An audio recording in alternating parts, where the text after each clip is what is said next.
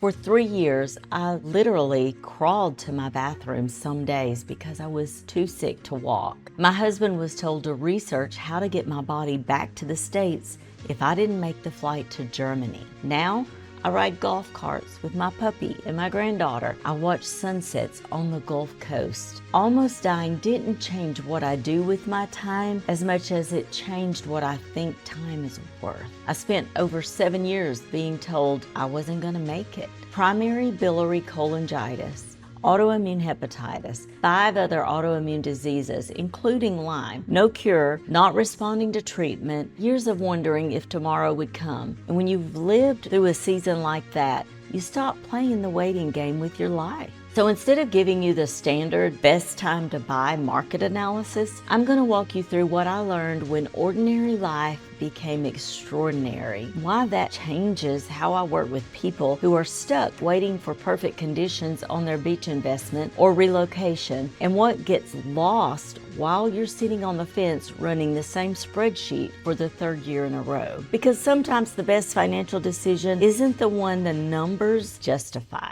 It's the one that buys back years you'll never get another chance at. Most people treat their Gulf Coast dream like life itself. It'll happen when interest rates come down, when interest rates get cheaper, when the kids are out of school, when they have a little more saved, when the market stabilizes. But what I learned lying on the floor of an airplane, too sick to sit in a seat, is that life doesn't wait on your permission to start falling apart, and it doesn't wait on your permission to be worth living either. On that flight to Germany, my husband had already been told to research how to get a body back into the United States if I didn't make it. Not if things go badly, if I didn't make it at all. I was so sick, I spent the whole flight lying on the floor by the bathroom. And I remember thinking, Lord, if this is the end, I trust you. I don't know how to do anything else. But I was heartbroken at the thought of leaving Philip and our boys. Germany was our last option because there was no cure, and I wasn't responding to treatment. And even after that, there were so many scary moments. Waiting on lab work, waiting on doctors who couldn't figure out why I wasn't getting better. Finding out I was in liver failure time and time again. For years, I lived not knowing what tomorrow would look like or if there would even be a tomorrow. And the whole time, I kept waiting for the day I'd finally be healthy enough to start living again. But the waiting itself was stealing more years than the illness ever did. People ask me all the time why I love Orange Beach so much. It's because I remember a season when I couldn't even walk to my mailbox. I couldn't walk to my bathroom some days. I crawled if no one was home to help me. 3 years, I was essentially bedridden,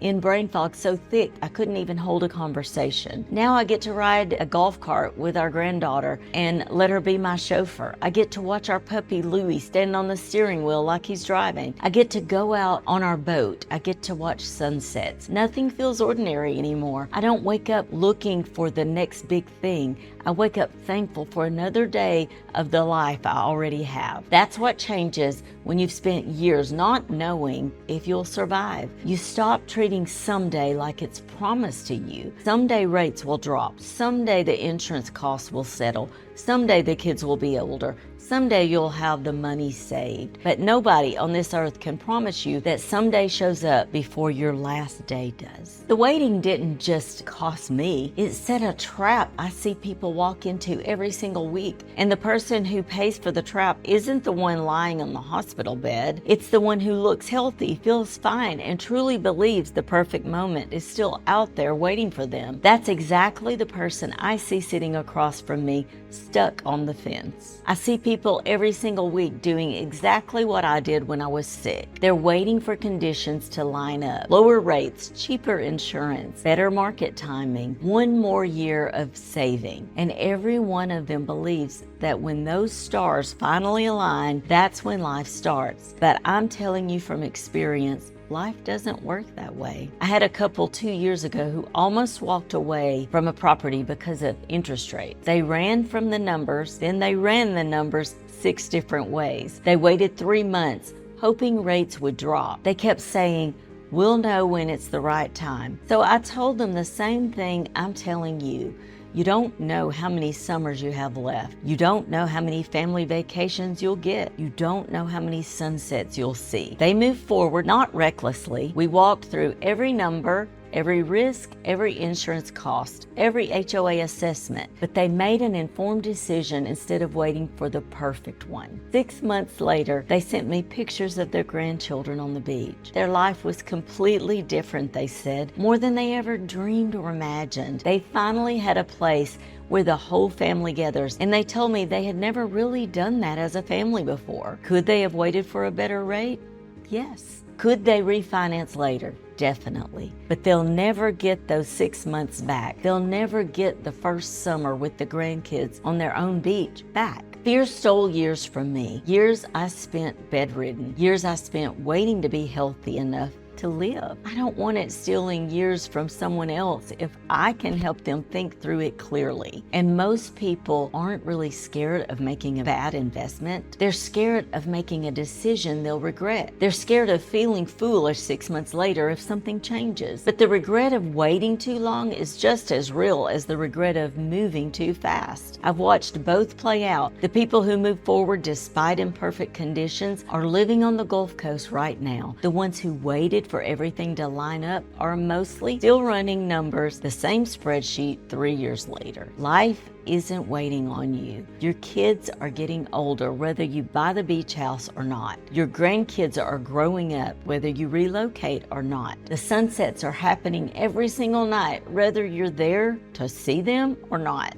You can wait for perfect conditions and watch the years pile up, or you can make an informed decision with the conditions you have and reclaim the life you've been putting on hold. Now, I know what a lot of people are thinking right now. This all sounds beautiful, but I still have to make a responsible decision, and the numbers have to work. And they're right. But there's a cost hiding inside the spreadsheet that no calculator ever shows you, and it's the one that quietly costs people most. Every person I work with runs the numbers: interest rates, insurance, HOA, rental projections, cash flow. I run them too, but there's one cost the spreadsheet never captures, and it's the years you're not living while you wait for the numbers to improve. I had a client last year who waited 2 years for rates to drop. Every quarter we'd sit down, we'd revisit the numbers, and every quarter he'd say, I think I'll wait one more quarter. 2 years later, the rates were almost exactly where they started, but his kids were 2 years older. His parents were 2 years older. The family vacations he'd been picturing at the beach house, those 2 summers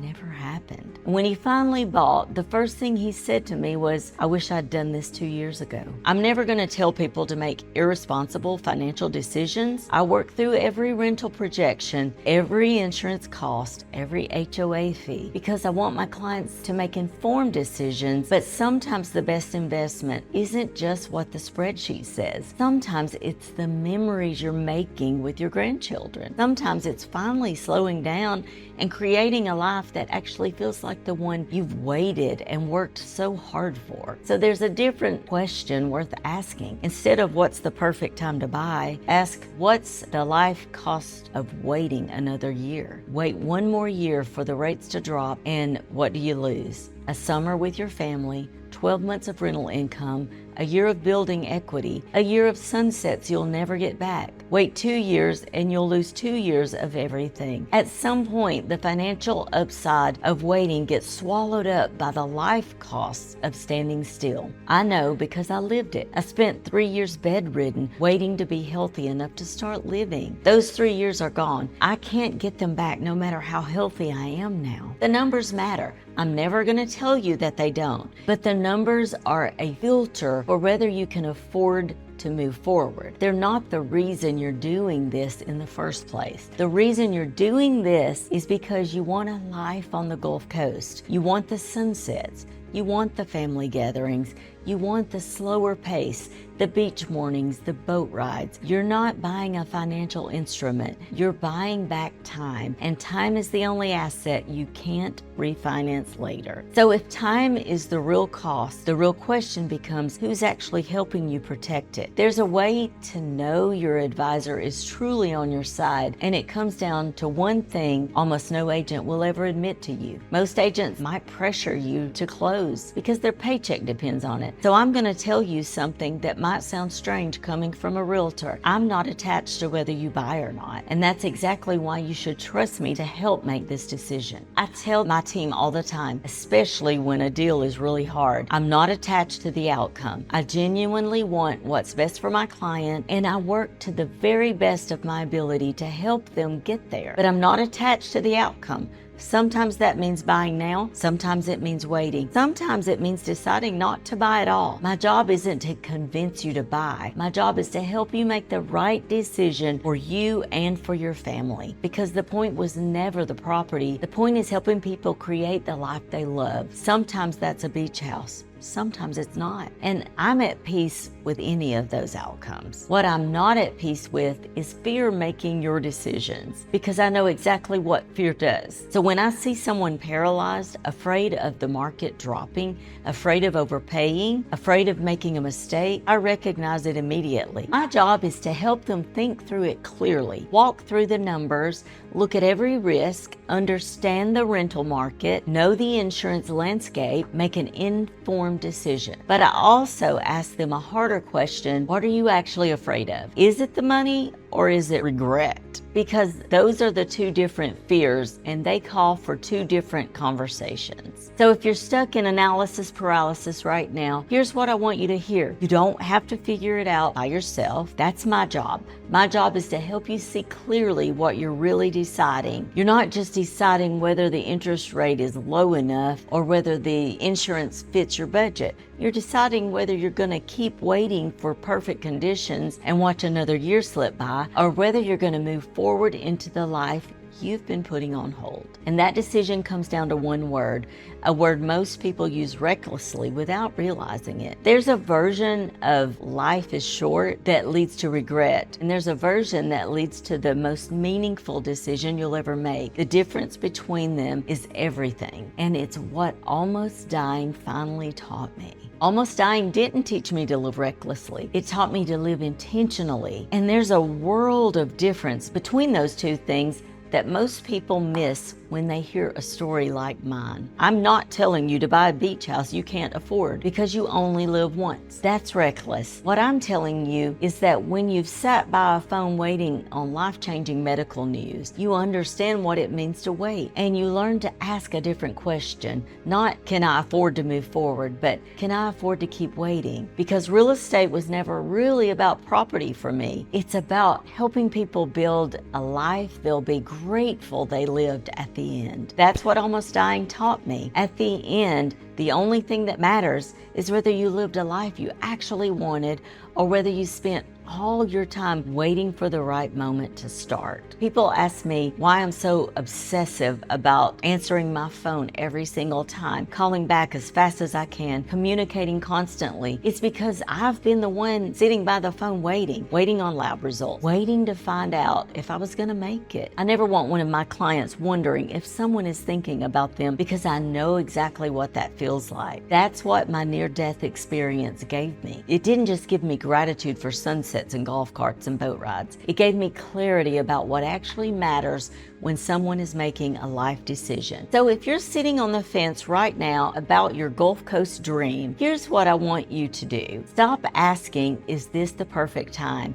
And start asking, what's the life I'm trying to create, and what's the cost of waiting another year to create it? Run the numbers, look at the insurance, understand the rental market, make an informed decision, but don't let fear make it for you. Because the people who are living on the Gulf Coast right now, the ones sending me pictures of their grandkids, the ones telling me their family finally gathers in one place, the ones watching every single sunset, they didn't wait for perfect conditions. They moved forward when conditions were good enough, and they reclaimed years they would have lost if they'd kept waiting. Tomorrow isn't guaranteed. That doesn't mean live recklessly. It means live intentionally. And if the Gulf Coast is part of the life you've been dreaming about, maybe it's time to stop dreaming it and start living it. If this resonated with you and you've been thinking about buying, investing, or relocating to the Gulf Coast, don't let fear or uncertainty keep making the decision for you. Send me a DM through any of the social links below, and let's talk through your goals,